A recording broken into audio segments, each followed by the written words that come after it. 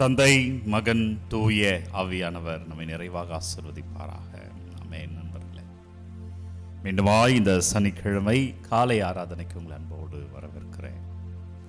Mark நற்செய்தி 9வது அதிகாரம் 23வது வார்த்தை. இயேசு அவரை பார்த்து,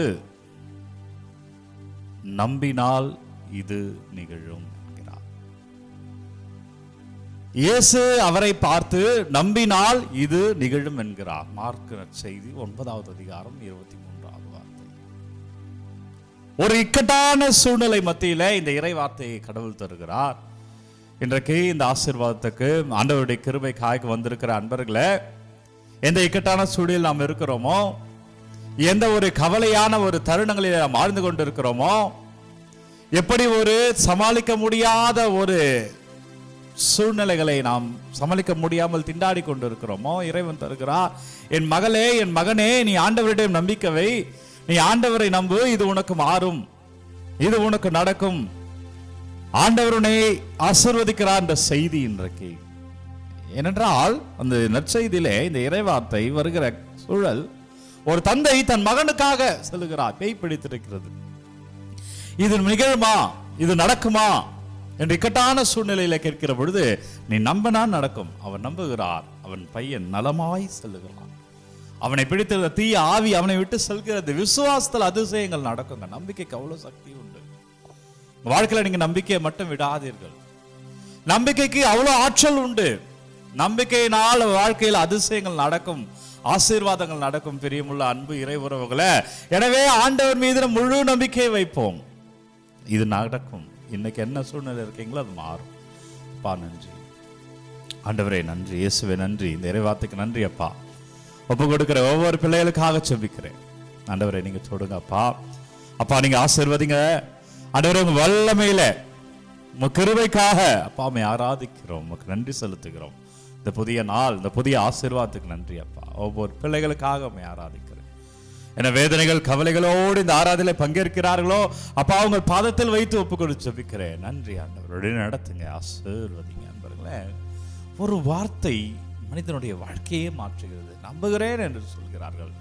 இயேசு வாழ்ந்த காலகட்டத்தில் இயேசுவை சந்தித்தவர்கள், ஆசீர்வாதத்துக்காக சென்றவர்கள் நம்புகிறேன் என்று சொன்னார்கள். ஒரு வார்த்தை அவர்கள் வாழ்க்கையை மாற்றியது என்றால் நம்ம வாழ்க்கையிலும் மாற்றும், நம்ம வாழ்க்கையில மாறுதல் நடைபெறும், நம்ம வாழ்க்கையில் அதிசயங்கள் நடைபெறும். நம்ம நம்பணும். அதான் இன்றைக்கு இறைவார்த்தை. இன்றைக்கு மத்தேயு நற்செய்தி 8வது அதிகாரம் 5லிருந்து 17 வரை உள்ள இன்றைய இறைவார்த்தையிலே நூற்றுவ தலைவன் இயேசுவிடம் ஒரு வார்த்தை, ஐயா என் மகன் முடக்குவாதத்தால் மிகுந்த வேதனையிட்டு படுத்து கிடக்கிறான். தொடர்ந்து சொல்கிறார் அந்த இயேசுவிடம் நூற்று தலைவர் சொல்கிறார், என் வீட்டில் அடியெடுத்து வைக்க நான் தகுதியற்றவன், ஆனால் ஒரு வார்த்தை சொல்லும் அவன் நலமடைவான்.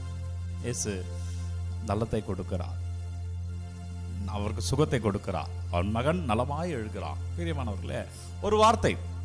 இப்படி சில மேற்கோள்களை நான் சொல்ல முடியும். என்னால் உலகம் முழுவதும் ஆதாயமாக்கி கொண்டாலும் ஒருவர் தமது வாழ்வியை இழப்பார் எனில் அதனால் கிடைக்கும் பலன் என்ன? இந்த வார்த்தை பிரான்சிஸ் சவேரியாரை மத்தேயு நற்செய்தி 16:26, இந்த ஒரு வார்த்தை ஒரு வாழ்க்கையே மாற்றியது. மாபெரும் புனிதர் நமக்கு கிடைத்தார்.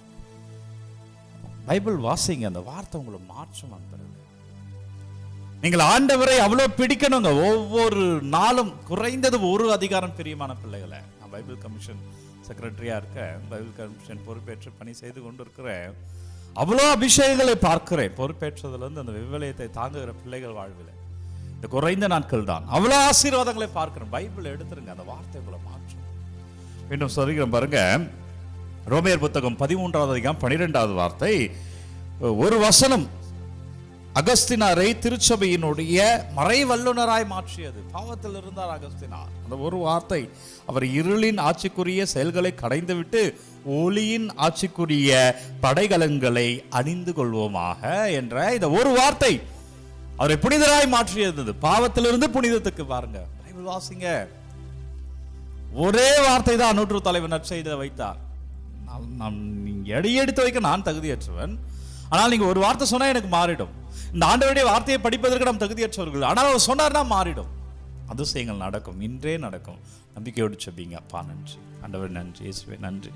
பிள்ளைகளெல்லாம் தொடப்படுவார்கள். அப்பா ஒவ்வொரு வேண்டுதல்களை ஒப்பு கொடுக்குறேன். கமெண்ட்ல அனுப்படுகிற ஒவ்வொரு விண்ணப்பங்களையும் வைக்கிறேன். ஆண்டவர் நீங்க தொடுங்க அப்பா, நீங்க ஆசீர்வதிங்க. இயேசுவே உங்கள் பெயரால், ஆண்டவரே உங்கள் கிருபையால் அப்பா உங்கள் பெயரால் வல்லமை நடைபெறுவதாக, அபிஷேகங்கள் நடைபெறுவதாக, ஆசீர்வாதங்களை பிள்ளைகள் அறுவடை செய்வார்களாக, ஆண்டவருக்கு சாட்சியவாத பிள்ளைகள் இருப்பார்களாக, கிருபையால் பிள்ளைகள் வாழ்வார்களாக. அப்பா எங்களை வழி நடத்துங்க, ஆசீர்வதிங்க தகப்பனே. ஒரு விண்ணப்பங்களை எல்லாம் ஆண்டவர் ஆசீர்வதிக்கிறார். இயேசு கிறிஸ்துவின் திருப்பெயர்ல பிள்ளைகளை இயேசு மேல நம்பிக்கையில சொல்லுகிறேன். நம்புகிற பிள்ளைகள் அபிஷேகமா இருப்பீர்கள், நல்லது நடக்கும், ஆசீர்வாதங்களை காண்பீர்கள். தலை வணங்கி இந்த ஆசீர்வாதத்தை பெற்றுக்கொள்வோம். எல்லாம் அல்ல இறைவன் நம்மை தந்தை, மகன், தூய ஆவியார் நம்மை நிறைவாக ஆசீர்வதிப்பாராக. இந்த நாளும் இனிய நாளே. அன்பர்களே, ஒவ்வொரு நாளும் விடியற்காலை 3 மணிக்கு இந்த ஆராதனை வழங்கி கொண்டிருக்கிறோம். யாருக்கு தேவை என்று நினைக்கிறீங்களோ அவங்களோடு பகிர்ந்து கொள்ளுங்க. God bless you. Take care.